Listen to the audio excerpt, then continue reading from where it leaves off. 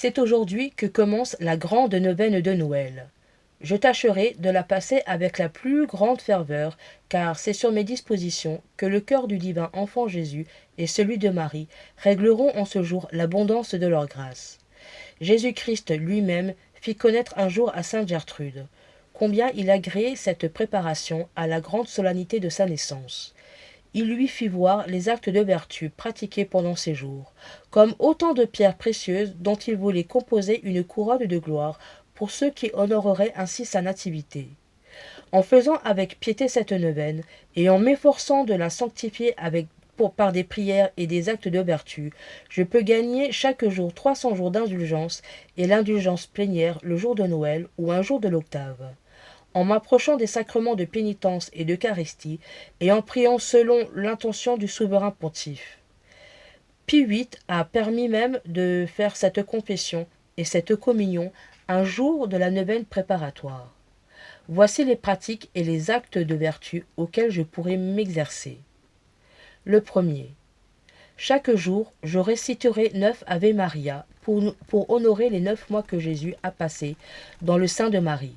Et j'y ajouterai les belles paroles de l'Église à la Sainte Vierge. Vous êtes heureuse, ô Vierge Marie, vous qui avez porté le Créateur du monde, sans perdre votre virginité, vous avez enfanté celui qui vous a formé. Le deuxième. Tous les matins, j'unirai mon pauvre cœur au cœur si aimant de Marie et de Joseph, et je les conjurerai de supplier à l'insuffisance de mon amour envers l'adorable Jésus. Le troisième. En outre, je me proposerai chaque matin de renouveler tous les actes de dévotion accomplis à tous les ardents soupirs poussés vers le ciel, pendant des milliers d'années, par tant de patriarches et de prophètes impatients de voir le Messie. Le quatrième. Chaque jour, je conjurerai Jésus, mon bien-aimé, de naître spirituellement dans mon cœur et de le combler de ses grâces. Cinquième. Je pratiquerai chaque jour quelques actes de mortification intérieure et extérieure pour me rendre plus agréable au divin cœur de Jésus et au cœur immaculé de Marie.